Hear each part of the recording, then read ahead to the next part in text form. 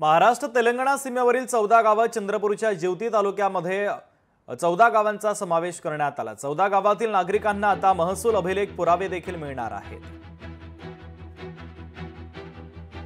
त्या गावातील जनतेचे अनेक वर्षापासून स्वप्न होतं की या सर्व गावामध्ये या गावातील जनतेचं महसूल रेकॉर्ड तयार व्हावं आणि त्यांना संविधानिक दर्जा मिळावा।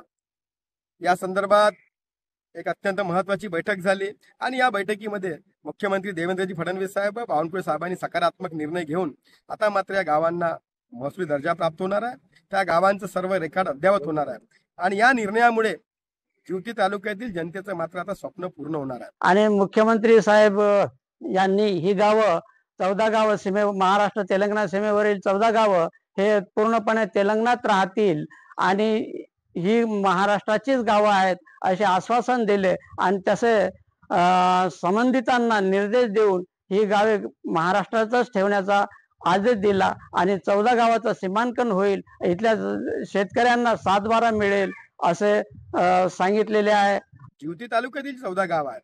परमडोली, मुकद्दमगुडा, कोठा, महाराजगुडा, अंतापूर, यसापूर, लेंडीगुडा, पडसगुडा, परमडोली, तांडा, लेंडीजाळा, शंकरलोधी, पद्मावती, इंदिरानगर, भोला पठार या गावातील जनतेचे अनेक वर्षापासून स्वप्न होतं की या सर्व गावामध्ये या गावातील जनतेचं महसूली रेकॉर्ड तयार व्हावं आणि त्यांना संविधानिक दर्जा मिळावा। या संदर्भात एक अत्यंत महत्त्वाची बैठक झाली आणि या बैठकीमध्ये मुख्यमंत्री देवेंद्रजी फडणवीस साहेब बावनकुळे साहेबांनी सकारात्मक निर्णय घेऊन आता मात्र या गावांना महसूली दर्जा प्राप्त होणार आहे। त्या गावांचं सर्व रेकॉर्ड अद्ययावत होणार आहे आणि या निर्णयामुळे जिवती तालुक्यातील जनतेचं मात्र आता स्वप्न पूर्ण होणार आहे।